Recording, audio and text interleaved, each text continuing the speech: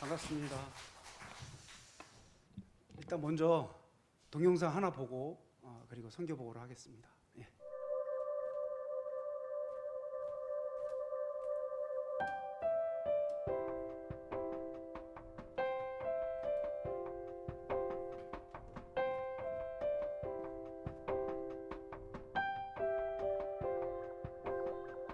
There is a candle in every soul, some brightly burning and some dark and cold. And there is a spirit who brings a fire, ignites a candle and makes his home. Carry your candle, run to the darkness, seek out the helpless, confused and torn, and hold out your candle for all to see it. Take your candle and go light your world. Take your candle and go light your world.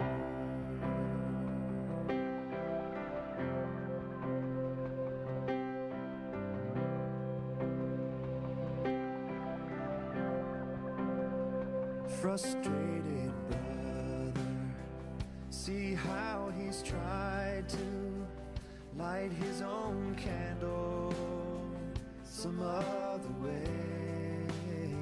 See now your sister, she's been robbed and lied to, still holds a candle without a flame.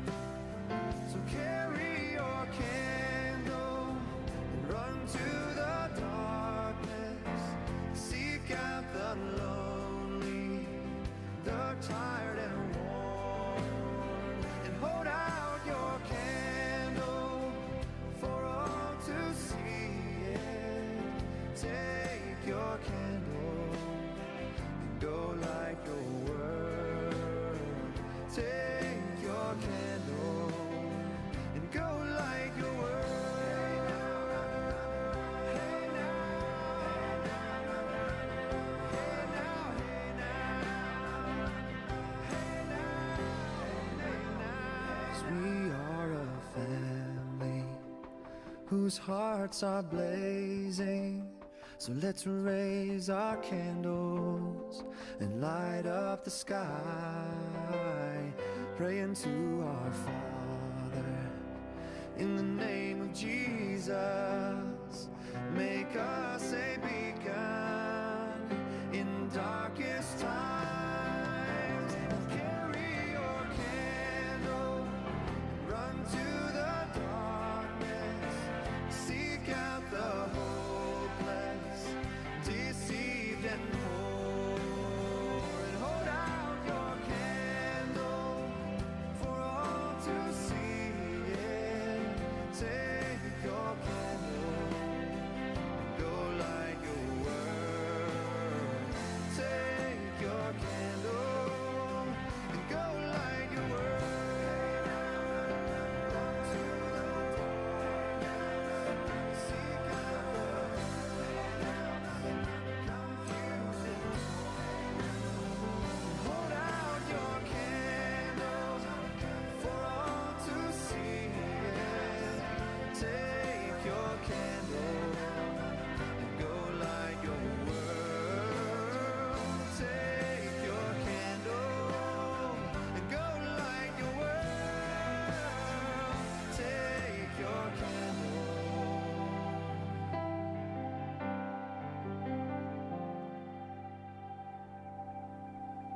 and go light your world.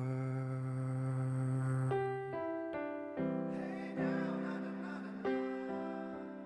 Hey now, na na na na na. Hey now, na na na na na. Hey now, hey now. 기도하겠습니다. 하나님의 은혜와 사랑을 진심으로 감사합니다. 한국에서나 또 저 먼 캄보디아 땅에서나 전 세계 어느 곳에서든지 오늘도 하나님의 복음이 살아서 역사하는 줄 믿습니다. 그 복음에 순종하여 오늘도 하나님의 말씀을 들고선 귀한 종들을 축복하여 주시고, 어디서 누군가에게 하나님의 말씀을 증거할 때마다 우리 하나님께서 동행해 주시고 성령 충만하게 도와주시고, 말씀이 선포되어질 때마다 수많은 영혼들이 주님 앞으로 돌아오는 역사가 있게 하여 주시옵소서. 특별히 부족하고 연약한 종을 이 동탄제일교회에 다시 보내주셔서 지난 6개월 동안 캄보디아 땅에서 있었던 일들을 같이 나눌 수 있는 은혜를 주심을 감사합니다. 하나님, 우리가 이 말씀을 통해서 깊이 생각하게 하시고 우리가 더 하나님의 나라와 의를 위해서 일하기로 다짐하는 귀하고 복된 시간 되어지게 하여 주시옵소서. 모든 것 주님께 의탁하며 예수님의 이름으로 기도드리옵나이다. 아멘. 할렐루야. 잘들 계셨죠? 네, 제 얼굴이 좀 많이 까맣죠? 캄보디아 사람 같습니까? 저 원래 이렇게 까맣지 않은데 캄보디아 땅은 너무 더워요. 지금 37도 막 38도까지 올라서 밖에 돌아다닐 수 없을 정도로 그렇게 덥습니다. 그래도 저는 워낙 이 더운 걸 좋아해가지고요. 아까 영상에도 잠깐 보셨다시피 아이들하고 저 때가 한 낮 2시 3시쯤입니다. 가장 더울 때 아이들한테 야 운동장으로 와라 그러면 저렇게 많이 와요. 와서 같이 한 2시간 3시간 같이 운동을 합니다. 근데 그 아이들은 이미 그 더위에 적응이 돼 있기 때문에 전혀 힘들어하지 않아요. 오히려 제가 힘들 정도니까. 그래도 너무나도 감사하게 그 아이들하고 아주 잘 지내고 있습니다. 오늘 여러분들에게 시편 126편 5절 6절 말씀을 통해서 이 캄보디아 선교 보고를 간략하게 하려고 합니다. 제가 15년 동안 2005년도부터 15년 동안 중국 선교를 했었거든요. 2005년부터 15년 동안 중국에 있으면서 정말 많은 일들을 겪었습니다. 근데 그 중에 돌이켜보면 가장 힘들었던 때가 언제 있을까? 한번 그런 생각을 해봤어요. 어떨 때가 가장 힘들었을까? 말이 안 통해서 답답할 때일까? 아니면 일이 제대로 안 돼서 나는 이렇게 하고 싶은데 또 학생들은 그렇게 하지 않고, 또 제가 계획했던 그 계획들이 제대로 이루어지지 않았을 때, 혹은 또 육신의 그 질병 때문에 힘들어가지고, 중국 공기가 워낙 안 좋잖아요. 그래서 이 기침이 자주 나옵니다. 실제로 우리 같이 일했던 선교사님은 폐가 안 좋으셔서 한국으로 귀국하신 분들도 많이 있습니다. 환경과 여러 가지 조건들이 안 좋은 그 상황 속에서 중국에서 있을 때 가장 힘들었던 것이 무엇일까? 저는 개인적으로 다른 건 다 참고 그래도 견딜만 했습니다. 그런데 그 중에 가장 힘들었던 것이 무엇이냐면 아이러니하게도 하나님의 말씀을 전하러 갈 때가 제일 힘들었어요. 목사가 하나님의 말씀을 전하는 것이 힘들다는 게 무슨 말일까? 잘 이해가 안 되시겠지만 여러분도 잘 알다시피 중국은 사회주의 국가이기 때문에 외국인들이 자국민에게 복음을 전하는 것에 대해서 용납하지 않습니다. 그래서 제가 학교에 가서, 우리 신학교에 가서 복음을 전할 때나 말씀을 전할 때나, 아니면 또 외지에 가서 그 시골에 가서 사람들을 모아놓고 하나님의 말씀을 전할 때나 가장 힘들었던 부분이 무엇이냐면 언제, 어느 때 공안들이 올까? 그게 제일 힘들었던 거예요. 그래서 전에도 한번 말씀드렸다시피 강의를 하다가 공안들이 와가지고 그냥 여권이고 가방이고 책이고 모든 소지품을 그대로 놓은 채 도망가서 아무도 없는 곳에서 혼자 숨어서 기도할 때, 그때가 마음이 제일 힘들었어요. 하나님, 제가 이 나라에 온 목적이 뭡니까? 하나님의 복음을 전하기 위해서 이곳에 하나님 앞에 서원하고 왔는데, 그래서 하나님 이곳에 보내주지 않았습니까? 그리고 이곳에서 하나님의 말씀, 다른 것도 아니고 제가 나쁜 행동을 하는 것도 아니고 잘못된 행동을 하는 것도 아니고 오직 하나님의 말씀을 전하기 위해서 이곳에 와서 이렇게 복음을 전하는데 왜 이 시기에 공안들을 저에게 보내주십니까? 왜 공안들이 와서 저로 하여금 마음을 졸이고 두렵게 하고 이 지역을 도망갈 수밖에 없게 하십니까? 그러면서 눈물을 많이 흘렸어요. 겉으로는 눈물을 안 흘려도 마음으로는 눈물을 많이 흘렸습니다. 현재 주어진 그 환경 속에 너무나도 답답한 거예요. 여러분들도 여러분 삶 속에 그런 적이 많지 않습니까? 내가 하나님 말씀대로 살려고 하는데, 내가 하나님이 원하는 삶을 살려고 하는데, 그러면 그럴수록 더 많은 핍박이 오고 더 많은 힘듦이 오는 거예요. 그럴 때 여러분들도 마음에 눈물을 흘리지 않습니까? 저 역시도 마찬가지였습니다. 못 먹고, 또 우리 아이들이 학비가 없어가지고, 저희 아이들은 다 홈스쿨링을 했거든요. 학비가 그때 없어가지고 사역을 할 수 없을 정도로 힘든 상황이 있었습니다. 한 번은 그 상황에서 아이들이 학교 못 갔을 때도 그렇게 힘들지 않았어요. 그냥 담담하게 하나님께서 좋은 길로 인도해 주시겠지, 그런 생각을 하고 그냥 버텨냈습니다. 그런데 꼭 복음을 전하러 갈 때마다 하나님이 저로 하여금 이 마음의 눈물을 흘리게 하시더라고요. 그래서 물론 감사하게도 제가 중국에서 복음을 전하면서 한 번도 저는 잡혀본 적이 없습니다. 왜냐하면 다 도망갔기 때문에. 제가 잘 도망다니거든요. 굉장히 잘 도망다니거든요. 덩치는 이래도 평소에 운동을 많이 해서 잘 도망다닙니다. 그래서 딱 눈치 봐서 공안들이 온다 싶으면 바로 도망가요. 바로. 그래서 한 번도 잡혀본 적은 없지만 그곳에서 계속해서 복음을 전할 때마다, 하나님 말씀을 가르칠 때마다 늘 마음속에 두려움이 있었고 떨림이 있었습니다. 언제 공안들이 올까? 언제 도망가야 될까? 그래서 저는 지금도 습관이요, 항상 어디를 여행을 가도 짐을 절대 풀어놓지 않습니다. 항상 가방 속에 다 집어넣고 딱 필요한 거 하나만. 그래서 같이 다니는 선교사님이 여기는 자유로운 땅인데 왜 그러시냐고 저한테 그렇게 얘기해요. 근데 제가 습관이 돼 있어가지고 지금도 그렇게 하고 다녀요. 어쨌든 간에 그 현장에서 말씀을 전할 때마다 마음의 눈물을 너무나 많이 흘렸습니다. 그런데요, 놀라운 것은 무엇이냐면 오늘 시편에 있는 이 기자가 우리에게 고백했듯이 그 마음의 눈물을 흘리고 나서 그 모든 상황들이 잘 정리됐을 때, 다시 말해서 공안들이 왔다가 다시 돌아갔을 때 돌아간 거 확인하고 가서 다시 끝까지 복음을 전하고 말씀을 전하고 모든 일정들이 다 끝나고 이제 혼자, 저희 집이 이제 북경에 있었거든요. 북경이면 지금 중국의 수도 아닙니까? 그럼 이제 강의하러 한 기차 타고 한 10시간 정도 가요. 그래서 10시간 후에 10시간 다시 집으로 돌아오는 그 시간에 그때 하나님이 저에게 주시는 마음이 있습니다. 네가 수고했다. 이 어려운 시기를 잘 이겨내고 끝까지 나의 일을 잘 감당했다. 이런 마음을 주시면서 그 10시간 동안 기차 타고 오는 내내 그 마음속에 기쁨이 있더라는 겁니다. 할렐루야. 저는 이 시편 기자의 이 말씀을 보고, 그래, 우리가 기쁨의 열매를 얻으려면, 기쁨의 단을 거두려면 결코 이 눈물의 씨앗을 뿌리지 않고는 거둘 수 없구나, 이런 생각이 들기에 여러분들에게 말씀을 드립니다.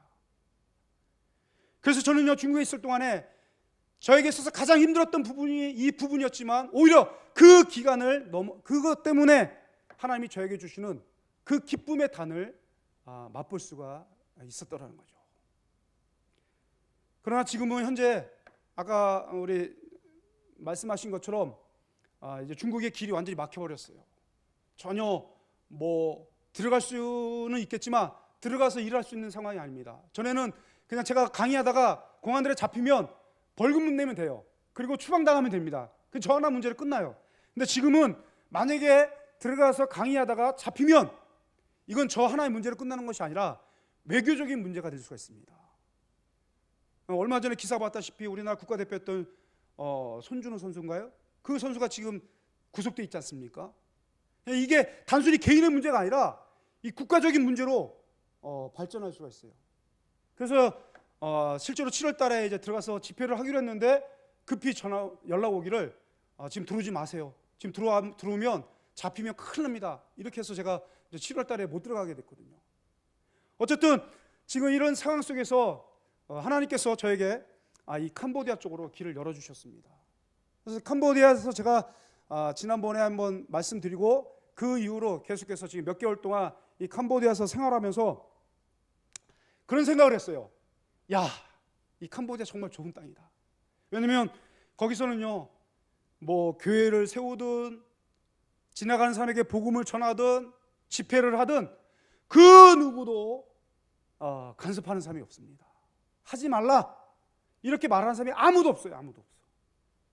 뭐 경찰들이 아예 오지도 않고 누가 봐도 동네 지나가는 사람들이 봐도 누구도 거기에 대해서 회방하거나 하지 못하도록 막는 사람이 없어요. 너무 편한 거예요. 너무 편한 거예요. 그래서 그런 생각을 했습니다. 야, 이거 진작에 중국을 그만두고 중국 사회를 그만두고 캄보디아로 올 걸. 이런 생각도 한 정도로 너무 편한 거예요. 너무 편해요. 그러다가 제가 거기서 한 6개월 정도 있으면서 그런 생각을 했습니다. 이 땅에서도 분명히 내가 기쁨의 단을 거두려면, 기쁨의 열매를 얻으려면 눈물의 씨앗을 뿌려야 될 텐데 과연 나에게 있어서 눈물의 씨앗이 무엇일까? 중국에서는 그 공안들의 핍박 속에서도 한 번도 포기하지 않고 매번 집회 가서 말씀을 전하고 도망가서 다시 와서 말씀을 전하고 그러면서 눈물의 씨앗을 뿌렸을 때 기쁨을 주셨는데, 이 캄보디아 땅에서는 과연 내가 어떤 눈물의 씨앗을 뿌릴까 고민을 많이 하게 됐습니다. 왜냐하면 이제 중국이 잠정적으로 못 들어가게 되면 캄보디아에 들어가서 사역을 해야 되거든요. 그래서 제가 캄보디아에 갔을 때 과연 내가 이 땅에 맞는, 이 지역에 맞는 선교를 과연 할 수 있을까 고민이 많이 되더라고요. 그래서 어떻게 해야 내가 이 눈물의 씨앗을 뿌릴 수 있을까 고민하게 되었는데, 하나님께서 저에게 귀한 동역자를 만나게 해주셨고 그곳에서 여러 가지 사역들을 하게 되었습니다. 그래서 사랑하는 성도 여러분들 앞에 제가 한 사역들을 몇 가지를 간단히 소개하고 기도를 부탁드리려고 합니다. 준비해온 파워포인트를 한번 보겠습니다. 이 지역이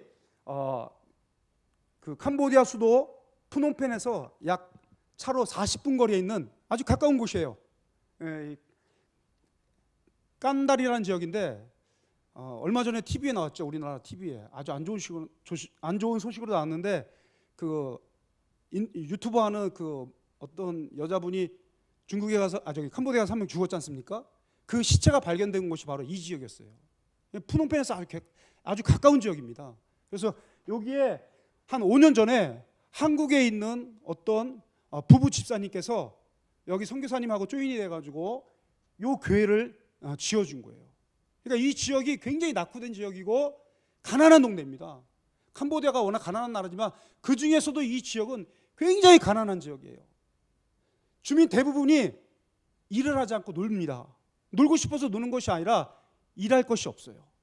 그래서 하루에 2끼 정도 먹으면 잘 먹는 그런 동네입니다.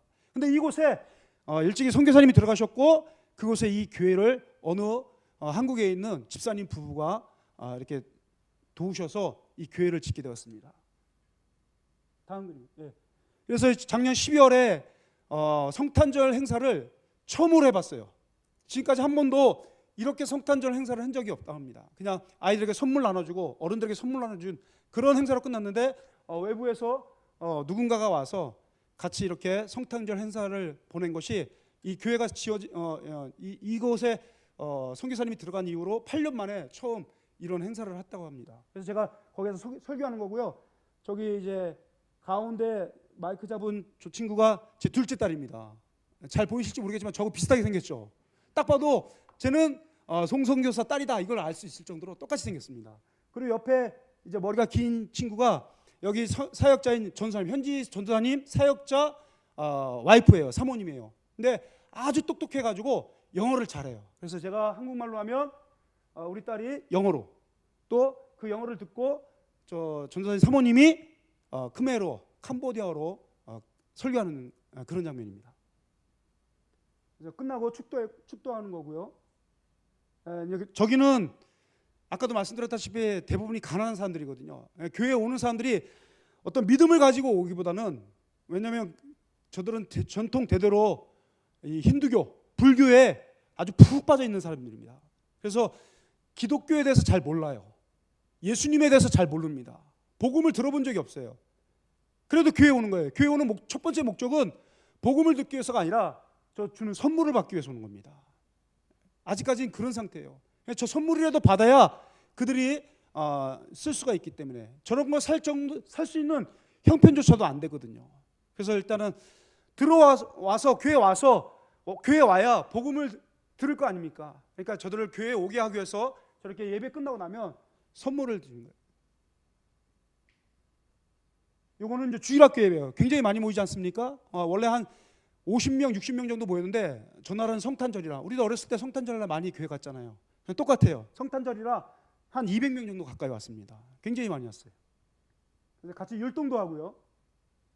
여기 전도사 사모님이 이제 율동을 가르칩니다. 아주 다재다능한 귀한 사모님이에요. 한국말도 좀 할 줄 알고, 영어도 옛날 한국 회사에서, 캄보디아에 있는 한국 회사에서 일을 한 경험이 있어가지고요. 영어도 잘하고 아주 똑똑해요. 영어도 자기 스스로 공부한 한 3년 정도 공부했는데 굉장히 영어를 잘해요. 깜짝 놀랄 정도로 잘합니다. 아이들이, 그래도 이 아이들은 이 지역에서 굉장히 뭐라 그럴까요? 특권이라면 특권이지만 이 아이들은 그래도 이 교회를 만났기 때문에 이 교회에 와서 저렇게 같이 율동도 하고 찬양도 하고 또 주는 선물도 받고, 또 옷도 보면 좀 깨끗하게 입지 않습니까? 계속해서 저희들이 옷을 나눠주거든요. 교회 오지 않는 친구들은요, 가보면 거의 다 그냥 세수도 못하고 신발도 안 신고, 일단 뭐 좀 있겠지만 그런 친구들이 대부분인데, 그래도 교회에 오니까 이렇게 선교사님 만나서 복음도 듣게 되고 또 저들의 삶이 하나씩 하나씩 변해가더라는 거예요. 저는 그런 경험이 거의 없지만 저보다 조금 나이가 많으신 분들은 옛날에 다 그런 경험이 있지 않습니까?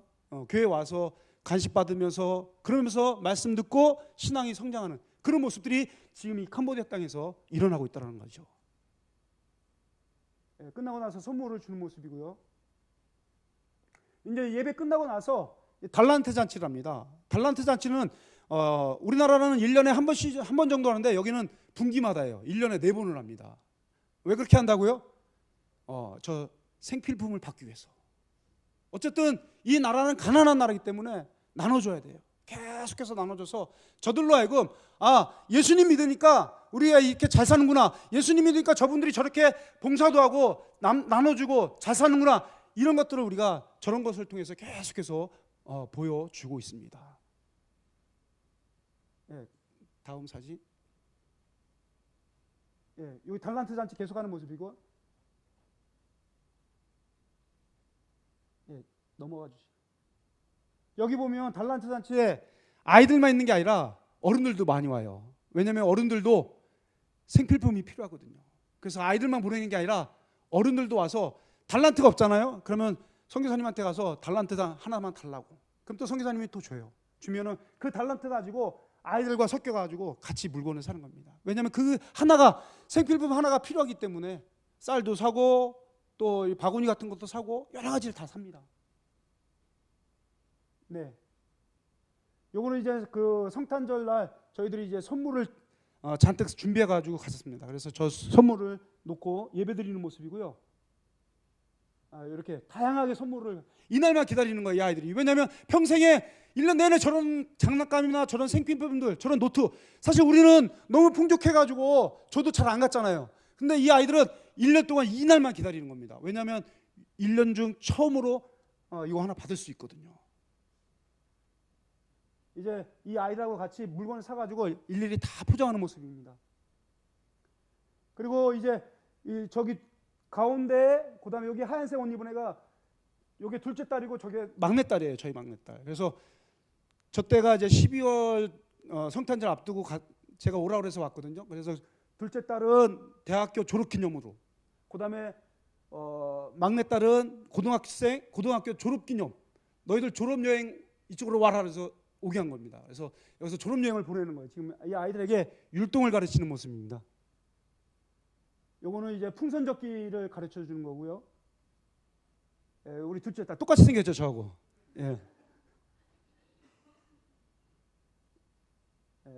이 아이들이 지금까지 한 번도 누군가가 와서 이런 거를 해본 적이 없대요.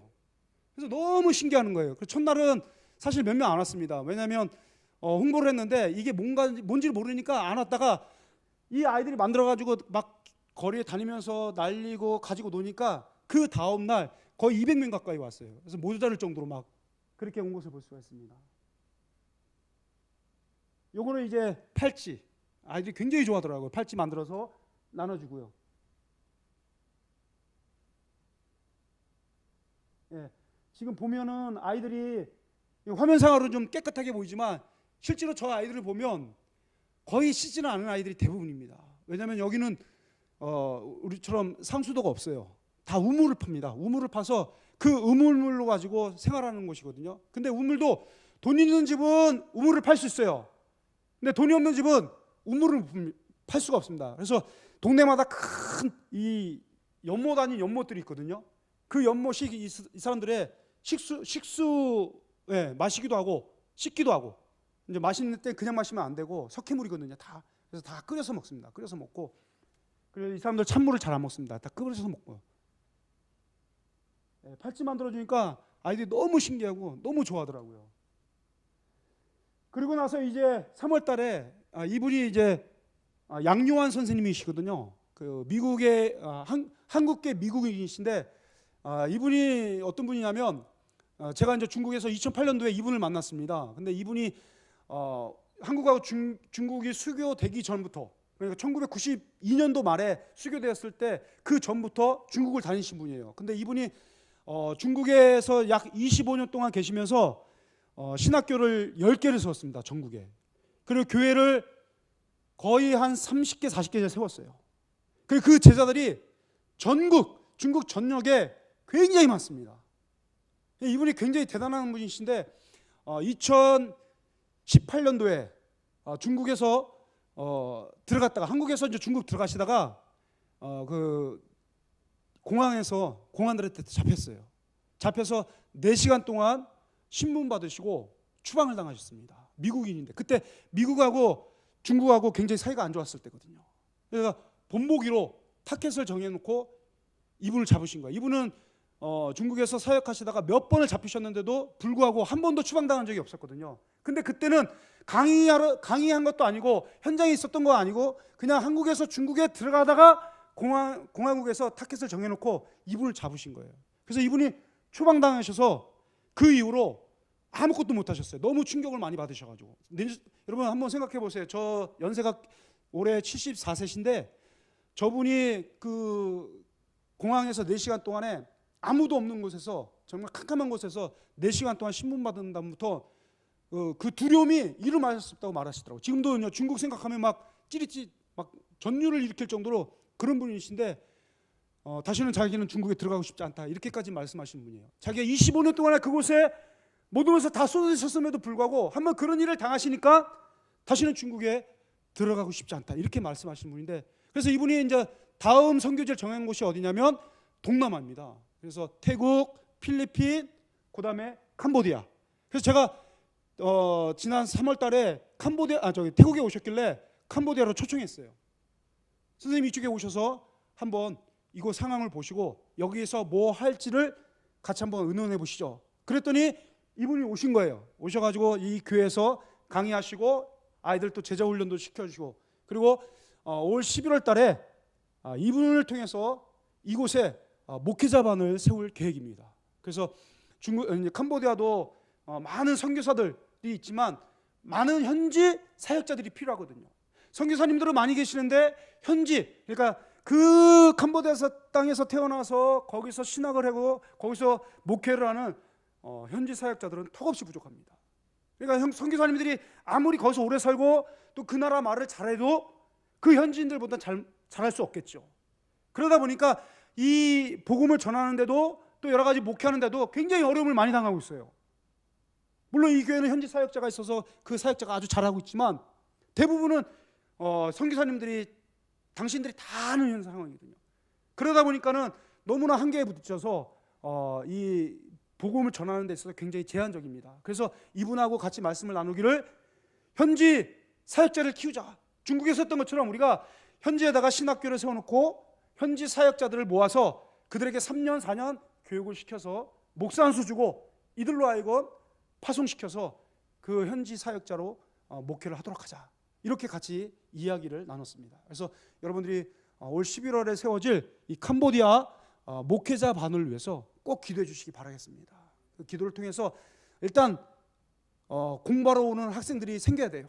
저희가 20명을 지금 목표로 하고 있거든요. 20명이 와야 됩니다. 그래서 지금 계속해서 연락을 취하는데, 사실 이 아이들이 이곳에 온다는 건 쉽지 않아요. 일단 오는 경비도 없고 또 자기가 오면 자기 가족들은 누가 부양을 해야 되는데 부양할 사람이 없습니다. 그러니까 자기들이 일을 하면서 목회를 해야 되거든요. 굉장히 어려운 상황인데 우리가 이걸 잘 감당할 수 있도록 여러분들이 기도해 주시기 바라겠습니다. 그래서 어른들에게 설교하시고 또 아이들에게 설교하시는 모습입니다. 끝나고 나서 또 이렇게 선물을 주시고요. 여기는 이제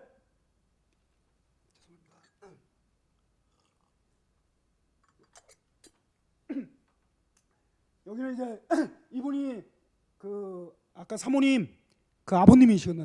사모님 아버님이신데 이분도 사실 목사님이세요. 목사님이신데 어디서 안수를 받았는지는 잘 모르겠어요. 근데 당신이 목사님이시라니까 목사라니까 그냥 우리가 목사님이라고. 근데 이분도 교회가 있습니다. 이따 보여드리겠지만 교회가 있는데 이분이 올해 연세가 61이신데 당뇨가 심해요. 당뇨가 심해서 아무것도 못합니다. 교회도 있고 교인도 있고 사택도 있고 다 있어요. 근데 유명무실입니다. 이름만 있지 전혀 교회다운 역할을 못하고 있어요. 그래서 저희가 이 교회를 방문해서 앞으로 이 교회를 위해서 우리가 뭘 할 수 있을까? 왜냐하면 거기도 그 영혼들이 굉장히 많거든요. 아이들도 많고 또 우리가 복음을 전할 대상들이 너무나 많은데 목회자가 병이 들어가지고 아무것도 못 하시는 거예요. 그래서 우리가 차후에 여기를 선교사를 파송하시든지 아니면 현지 사역자를 파송하든 둘 중에 하나를 하겠다. 그래서 이분을 모시고 여기를 지금 온 겁니다. 이 교회입니다. 이 교회가 여기도 교회가 이렇게 잘 세워졌잖아요. 그죠? 그래서 이 교회에다가 이 아이들이 다 그 교회 다니는 아이들이에요. 그런데 목사님이 아프니까 예배가 이루어질 수가 없잖아요. 그래서 그 아까 처음에 보여드렸던 그 교회 전도사가 이제 사위거든요. 그 사위가 오전에는 그 교회에서 오후에는 또 여기로 이제 오토바이 타고 한 30분 와야 되거든요. 30분 와가지고 여기서 오후에 또 예배를 드리고 지금 이런 상황입니다.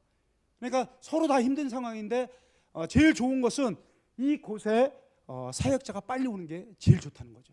그래서 여러분들이 생각나실 때마다 여기를 위해서 꼭 기도해 주세요. 그래서 사역자가 꼭 와서 이곳에 얼마나 귀한 아이들이 많습니까? 이 아이들을 위해서 사역할 사역자를 보내달라고 기도를 부탁드리고요. 이제 요거는 이 아이들이 참 마음 아픈 얘기지만 가난한 동네라고 그랬잖아요. 그러니까 이 아이들이 초등학교까지는 다닙니다. 초등학교까지 다니는데 초등학교 졸업하고 나면 부모가 학교를 안 보내요. 왜냐하면 부모는 자기가 일할 능력이 없고 어디 가서 일할 수 있는 곳도 없으니까 아이들을 초등학교밖에 졸업하지 않은 아이들을 푸놈펜으로 보냅니다. 푸놈펜 가서 거기서 뭐 방직 기술이라든지 아니면 아주 기초적인 사업 산업 공장들 그런 데 가가지고 일을 시켜요. 그렇게 일하면 한 달에 기껏 일해봐야 8시간 9시간 일해봐야 $200도 못 받습니다. 우리나라 돈으로 한 25만 원 정도 그 정도밖에 못 받아요. 그래도 그 돈이 필요하니까 아이들을 그쪽으로 다 보내는 거예요. 근데 그 아이들이 뭐 부모가 가란다고 해서 다 가겠어요? 안 가죠. 그러면 아이들은 학교도 안 가고 직장도 안 가고 할 게 하나도 없어요. 그래서 그 아이들이 하는 일이 뭐냐면 자기 그 초등학교만 졸업하면 자기들끼리 모여서 못된 짓을 하러 다니는 겁니다. 도둑질하거나 또는 술을 마시러 다니거나 심지어는 마약도 하고. 여기는 마약이 좀 자유로운 나라예요. 그래서 뭐 강력하게 제재를 안 합니다. 그래서 마약도 하고. 왜 그럴 수밖에 없느냐? 학교도 안 가고 또 뭐 할 게 아무것도 없고 문화가 없어요. 문화가 어디 가서 놀 만한 땅이 없습니다. 여기 지금 이게 교회 마당이거든요. 교회 뒷마당입니다. 이 동네의 유일한 마당이에요. 학교가 있지만 학교에 운동장이 없습니다. 그래서 이 아이들에서 놀 데가 없어요. 근데 이 아이들이 감사하게도 좋아하는 게 딱 두 가지예요. 운동 중에 하나는 배구고 하나는 축구입니다. 배구를 무지 좋아해요. 근데 저는 배구를 잘 못하거든요. 근데 또 축구는 좋아해가지고 이 아이들을 데리고 축구를 하는데 여기는 모계사입니다. 그래서 남자보다 여자가 강해요. 그래서 여자아이들만 와요. 남자아이들은 잘 안 와요. 여자아이들은 아무리 더워도 어떤 날이라도 야 축구하러 와라 그러면 꼭 20명씩 옵니다. 그래서 이 아이들을 먼저 이제 전도의 대상으로 삼는 거죠. 그래서 실제로 이 아이들 중에 교회에 와 있는 아이들 많아요. 교회 왜 온다고요? 축구하고 싶어서. 복음 들어오는 게 아니라 축구하고 싶어서 교회에 오는 거예요. 지금은 어쩔 수가 없습니다. 예. 저 맨 땅에서 맨발로 저렇게 운동을 하는 거예요. 바지 보세요. 청바지 입고 합니다. 청바지 입고. 저 더운데도 청바지 입고. 축구가 좋으니까. 근데 저기 옆에 보니 축구장 옆에 저 담벼락 있잖아요. 노란 담벼락. 그게 너무 낮아가지고 한 번만 차면 공이 밖으로 나가요. 공주소 가면 시간 다 끝납니다. 그래서 저희가 큰맘 먹고 저 펜스를 6m짜리를 쳐버린 거예요. 네, 지금 펜스 작업하는 겁니다. 네, 이렇게 해서 펜스가 쫙 쳐졌고요. 이 넓은 운동장에 펜스를 딱 쳐놓으니까 공이 안 나가요. 그래서 아이들이 마음껏 여기에서 뭐 교회 다니든 안 다니든 너희가 예수 믿든 안 믿든 일단 교회 와서 놀아라. 어디 다른 데 가서 마약하지 말고 술 마시지 말고 나쁜 짓 하지 말고 교회로 와라. 교회 와서 마음껏 놀으라고 저희가 운동장 완전히 개방을 시켰습니다. 그래서 이제 여자애들이 오니까 또 남자애들이 슬금슬금 오고, 여자애들은 이제 체계적으로 배우고 싶어 하거든요. 왜냐하면 쟤네들이 그 리그가 있습니다. 그 여자들 리그가 있어요. 남자들 리그는 못 봤는데 모기 사이니까 여자들이 강해가지고 여자들은 적극적이에요. 뭐든지 적극적이에요. 그래서 자기들 리그 나가겠다고 가르쳐달라고 해서 지금 축구를 가르쳐주는 모습입니다. 네, 같이 게임도 하고요. 그리고 어쨌든 이 아이들이 교회에 왔으니까 교회는 세상과 다른 게 있어야 되잖아요. 그래서 이 아이를 그냥 운동만 시키고 보내는 게 아니라 같이 기도하는 겁니다. 이 아이들이 듣든 못 듣든 깨닫든 못 듣든 저들이 예수를 지금 당장에 믿지 않아도 좋으니까 이 아이들 손 붙잡고 기도해 주는 거예요. 그러면 또 기도 잘해요. 같이 손잡고 저렇게 기도하는 모습입니다. 점점 숫자가 많이 늘어나죠. 끝나고 나서 아주 사교성이 굉장히 좋아요. 남자애들은 쑥스러워서 안 오는데 여자아이들은 뭐 와서 막 안기고 난리도 아닙니다, 얘네들이. 그리고 이제 여기가 이제 근처에 초등학교 하나, 중학교 하나, 고등학교가 하나 있어요. 그래서 유일한 초등학교인데 아이들이 한 400명 모입니다. 나라에서 세워준 학교인데 이 학교가 어디 있냐면 절 안에 있어요. 절. 그러니까 거기는 90% 이상이 불교인데 곳곳에 동네마다 사람은 못 살아도 절은 굉장히 화려합니다. 금빛깔로 다 칠하고 또 중들도 굉장히 좋은 옷 입고 다니고 그래요. 근데 이 안에 학교를 세워놨는데 이 중들이 아무도 관심을 안 가져요. 자기들은 많이 먹어가지고 잘 살고 좋은 옷을 입고 다니는데 이 아이들에게는 아무도 관심이 없습니다. 그래서 여기 선교사님이 이 학교에 들어가서 이 학교를 돕기 시작한 거예요. 그래서 저희가 같이 협력해서 갈 때마다 이렇게 물품을 주고, 다음 우리 양 선생님 갔을 때도 같이 한번 모시고 하고 가서 이렇게 하나씩 나눠주면 아이들이 너무 좋아해요. 왜냐하면 아무도 이걸 해주지 않거든요. 그래서 저희가 이제 며칠 날 간다 그러면 교장 선생님이 광고를 해요. 내일 한국에서 손님들이 오실 거야. 너에게 공책하고 연필하고 먹을 걸 줄 거야. 그러면 그 다음 날이 되잖아요. 아침부터 이 아이들이 공부를 안 해요. 기다리는 거야. 저희가 좀 일찍 가면 좋은데 저희들도 일정이 있어서 한 2시나 3시쯤 가잖아요. 그러면 여기는 학교는 조그만데 반은 오전반, 오후반은 아닙니다. 우리 옛날에도 그랬잖아요. 근데 오전반 애들이 애가 다는 거야. 선생님, 이분들이 빨리 와야 자기들이 받고 집에 가는데 늦게 오니까. 그래가지고 오전반 끝났는데도 집에 안 가요. 이거 받으려고. 그래서 줄 때마다 아이들이 너무 좋아하는 모습을 보니까 막 저희들은 더 주고 싶죠. 아이들 얼굴이나 뭐 모습 보면 너무 순진해요. 제가 태국도 가보고 필리핀도 가보고 베트남도 가봤는데 뭐 동남아 아이들이 다 순진하고 착하지만 그래도 그 중에 캄보디아 아이들이 가장 순수하고 가장 깨끗한, 영혼이 깨끗하다는 얘기죠. 그래서 너무 좋아하고 그리고 또 뭔가 이렇게 주는 것에 대해서 기대감도 있고, 이미 필리핀 같은 데는 갖다 주면 너무 많은 사람들이 갖다 주니까 별로 이렇게 반가워하지 않아요. 고마워하지 않아요. 근데 이 아이들은 뭐 하나만 줘도 너무 감사하는 그런 모습을 보니까 더 주고 싶은 거죠. 이게 이제 그 아이들이 쓰는 교실입니다. 여러분 한번 이 책상 보세요. 저 어렸을 때도 이런 책상은 안 썼던 것 같아요. 저보다 나이가 많으신 분들은 모르겠지만 너무 더러워요. 여기 도서관입니다. 도서관이라지만 저 책들을 보면 그 비가 와가지고 그 습한 지역에서 책들이 다 말라 비틀어졌어요. 읽을 수도 없습니다. 그리고 거미줄, 또 저 위에 선풍기, 또 천장 보면 야, 이런 데서 어떻게 공부하고 이런 데서 어떻게 책을 읽을까? 너무나 마음이 아프죠. 이게 도서관 모습이고요. 이제 저희가 이제 지난 5월달에 아까 동영상에서 잠깐 보셨다시피 양주 무지개교회라는 그 조그만 교회가 있습니다. 그 교회 목사님, 또 이건 서천에, 여기는 서천에 계시는 시골교회 목사님, 이 두 부부하고 또 성도 두 분 해가지고 총 6분이 지난 5월달에 여기 교회를 방문해 주셨어요. 방문한 이유가 뭐냐면 지금 제가 약속을 했거든요. 이분들한테 3월달에 다음에 목사님들 모시고 와서 여기 그 선풍기도 달아드리고 선이 막 치렁치렁하게 거미줄처럼 있어가지고 불날 위험이 있더라고요. 그래서 이 선을 다 정리해드리겠습니다. 제가 약속하고 갔습니다. 그래서 제가 이 두 분 목사님이 제 동기거든요. 동기들한테 연락해서 캄보디아 가서 일 좀 해야겠습니다 했더니 이 두 분이 기꺼이 오신 거예요. 오셔가지고 같이 일하려고 이 물품을 산 겁니다. 그래서 이 목사님이 이분이 목사님이세요. 농촌교회 시골교회 목사님인데 아주 다재다능하신 분이거든요. 그래서 농사도 짓지만 또 저렇게 전기도 잘 만드셔요. 그래서 저분이 이제 전기공사 하시는 거고요. 이분은 이제 전기공사는 못해요. 근데 보조는 잘해요. 그래서 옆에서 보조해 주시는 거예요. 양주에 있는 무지개교회 목사님이시고요. 여기 또 이제 거기 학교만 하는 게 아니라 또 교회도 에어컨이 없거든요. 그래서 선풍기 지금 달려고 선풍기 달아주는 모습이고요. 예. 그래서 저 교회 저 뒤에 두 분이 그 이제 권사님 집사님인데 오셔서 미용 봉사. 그래서 머리 깎기 전에 애들한테 머리 깎기 전에 여기 선교사님 부부거든요. 다른 선교사님 부부를 마루타로 삼아서 먼저 한번 깎아보자. 잘 깎을 수 있는지. 근데 의외로 예쁘게 나와서 잘 깎았습니다.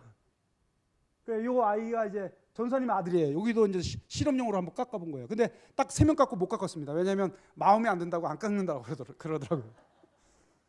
그리고 나서 이제 이거 사모님이신데 서천교회 사모님이신데 교회가 습하니까 비가 많이 오니까 지금 우기철이거든요. 비 굉장히 많이 옵니다. 한번 오면 무서울 정도로 오거든요. 그냥 그 물이 이렇게 여기까지 쌓여요. 그러면 저게 곰팡이가 되기 시작합니다. 그래서 저거를 다시 한 4년마다 페인트를 한번 칠해줘야 돼요. 근데 지금까지 교회가 세워진 이후로 한 번도 페인트 칠을 안 했다고 하더라고요. 그래서 저희가 이분들에게 전기공사하고 페인트 칠하자. 그래서 제가 이제 페인트 칠을 시작했습니다.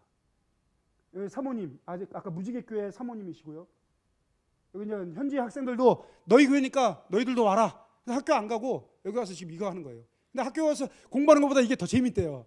얘네들이 공부하는 걸 굉장히 싫어해요. 놀고 이런 거 하는 걸 굉장히 좋아합니다. 이제 페인트도 칠하고요. 좀 깨끗해졌죠? 점점 깨끗해지고 있습니다. 원래 이 바닥은 안 칠했는데 위에만 칠하고 바닥을 안 칠하니까 아주 보기 흉하더라고요. 그래서 바닥도 칠하자. 그래서 시간도 있으니까 저희가 바닥도 칠하는 모습입니다. 많이 깨끗해졌죠? 이렇게 쫙 칠하고요. 여기 이제 그날 와서 봉사하신 한국에서 오신 목사님들, 현지 선교사님들, 또 거기 학생들 이렇게 다 같이 일하는 모습이었고요. 이제 끝나고 나서 이제 운동장에서 같이 기도하는 겁니다. 이 기도 제목이 몇 가지 있는데 전에도 한번 제가 그 선교 편지를 보낸 적이 있는데 이 교회가 이제 선교 센터를 지으려고 그러네요. 정확히 말하면 문화센터죠. 아까도 말씀드렸다시피 문화가 없으니까 아이들이 가서 어디 가서 뭐 할 게 없어서 우리가 그러면 여기다가 문화센터, 선교센터를 짓자. 그러면 그 아이들을 그곳에서 공부도 하고 또 책도 읽고 또 당구도 좋아하니까 당구도 치고 하고 탁구도 가르치고 우리 축구도 가르치자. 그래서 여러 가지 문화를 만들어 가지고 그 선교센터를 지을 계획으로 같이 한번 기도하는 겁니다. 이제 이 아이들하고 같이 교제하기 위해서 근처에 있는 그 유원지 가서 같이 생활하는 거고요. 자, 이제 이 아이들이 그 교회의 제자들입니다. 사실 이 아이들 때문에 미래가 있고 희망이 있는 거예요. 제가 아까 처음에 말씀드릴 때 캄보디아 가서 어떤 눈물을 흘려야 될까? 분명히 눈물의 씨앗을 뿌려야 기쁨의 단을 걷고 가야 되는데 어떤 눈물의 씨앗을 뿌릴까? 처음에 볼 땐 너무 편하더라고요. 중국에 비하면 정말 여기 사역하기 좋다. 누구의 제재도 안 받고 너무너무 사역하기 좋은 거예요. 그런데 눈물의 씨앗을 뿌려야 기쁨의 단을 거둘 텐데 어떤 눈물의 씨앗을 뿌릴까? 하나님이 저에게 주신 답이 뭐냐면 바로 이 아이들입니다. 물론 이 아이들은 특별한 제자로 삼았지만 이 아이들 외에도 아까 보신 수많은 아이들이 다 우리의 눈물의 씨앗인 줄 믿습니다. 그 어린 영혼들을 볼 때마다 그 아이들의 그 초롱초롱한 눈빛을 볼 때마다 이 아이들에게 하나라도 더 주고 싶고 이 아이들에게 복음을 전하지 않고는 견딜 수가 없는 거예요. 사실 이 캄보디아 땅이 우리나라에서 가려면 굉장히 먼 땅이지 않습니까? 한 5시간 많은 비행기 타고 날아가야 돼요. 그런데 그 비행기도 자주 있는 것이 아니라 하루에 3대밖에 없습니다. 비행기 값이 많이 들어가요. 그리고 또 가서도 척박한 땅입니다. 국토의 90% 이상이 늪이에요. 농사도 안 되고, 농사를 지어봐야 열매도 잘 안 나고, 먹을 것도 없고, 쓸 것도 없고, 물론 잘 사는 데는 잘 살겠지만 국토의 90% 이상이, 인구도 그 폴포트 혁명 이후에 수많은 어른들이 죽어서 60세 이상이 거의 없습니다. 인구도 1600만 몇밖에 안 돼요. 이 넓은 땅에 인구가 1600만 몇밖에 안 되기 때문에 노동력도 없습니다. 정말로 볼모조 같은 이 땅에 그럼에도 불구하고 수많은 어린이들인데, 이 어린이들에게 누군가는 복음을 전해야 되지 않겠습니까? 이 어린이들에게 눈물의 씨앗을 뿌릴 누군가가는 필요하다는 거죠. 그래서 희망이 있고 소망이 있는 줄 믿습니다. 여러분, 이 아이들이 지금은 그렇게 예수에 대해서 잘 몰라요. 한 1년 정도, 2년 정도 교육시킨 아이들인데 중학생들입니다. 그저 선교사님이 또 주위에 목사님들이 너 교회 나와야 돼 해서 억지로 나온 아이들도 대부분이에요. 또 장학금을 주기 때문에 그 장학금을 받으려고 나온 아이들도 대부분입니다. 그럼에도 불구하고 이 아이들을 포기할 수가 없는 거예요. 왜냐하면 이 아이들의 영혼이 중요하고, 또 이 아이들을 가르쳐야 이 아이들을 통해서 그 땅에 복음의 씨앗이 뿌려지기 때문입니다. 다음 화면 한번 보여주시죠. 그래서 매 주마다 제자반을 만들어서 제자 훈련을 시키는 겁니다.